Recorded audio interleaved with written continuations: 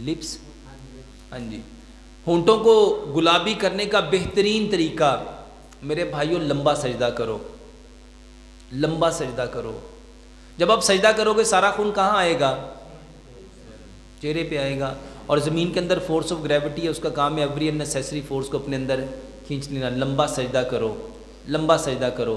और इसके साथ आजकल गाजर आई हुई है, गाजर, सेब और चुकंदर का जूस पियो, ये बेहतरीन इलाज है। फरमा दें माशाल्लाह। जिस भाई की शादी है मेरे भाइयों, 3 काम करो। अपने बच्चों को नसीहत कराओ।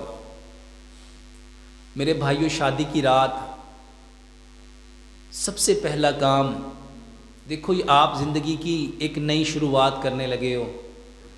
जिस काम की बुनियाद जैसी होगी उसके ऊपर खड़ी होने वाली इमारत वैसी होगी।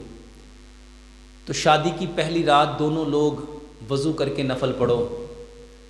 जो मियाँ है वो इमाम बने, जो बीवी है उसको मुक्तदी बनाओ। लंबा कुरान पढ़ो, लंबा कुरान पढ़ो। जितना कुरान पढ़ सकते हो कुरान की तिलावत करो। बीवी तुम्हारी पीछे खड़ी होकर सुने।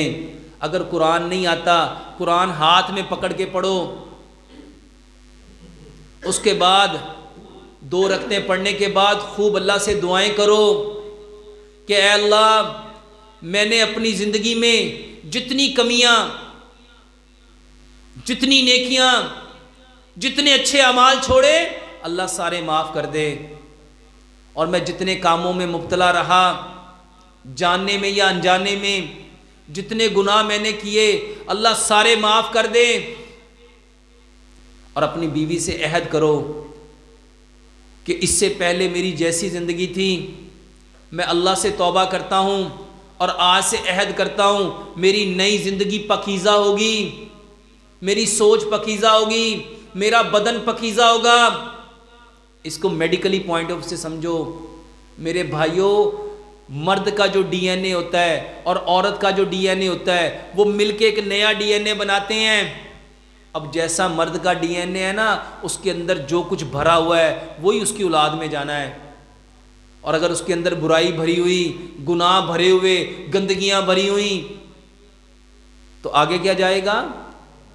और अगर वो तौबा कर ले, अल्लाह के सामने रोए, अपनी बीवी को भी कहे जा आज से पहले जो कुछ हुआ मैंने तुझे अल्लाह के लिए माफ़ किया, आज से अहद कर हम कोई ऐसा अमल नहीं करेंगे जिससे रब नाराज़ हो।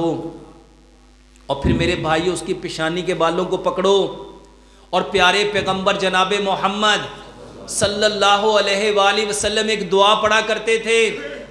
मेरे भाइयों, हिस्नुल मुस्लिम में वो दुआ मौजूद है, उस दुआ को पढ़ो। इस दुआ की बरकत से क्या होगा? इन दोनों के दरमियान अगर कोई बीमारी थी, इस दुआ के पढ़ने से वो बीमारी ख़त्म हो जाएगी। वो हिस्नुल मुस्लिम में दुआ मौजूद है। उसके बाद दुआ पढ़ो, अल्लाहुम्मा जन्निब शैताना जन्निबनि शैताना मा रज़क़ताना। और फिर मेरे भाइयों, प्यारे पैगंबर जनाबे मोहम्मद सल्लल्लाहु अलैहि वसल्लम ने जो तरीका बताया, उस तरीके के मुताबिक अपनी बीवी से सोहबत करो। इंशाअल्लाह रहमान ये ज़िंदगी की इब्तिदा आपकी नस्लों के लिए खैर लेके आएगी। घर में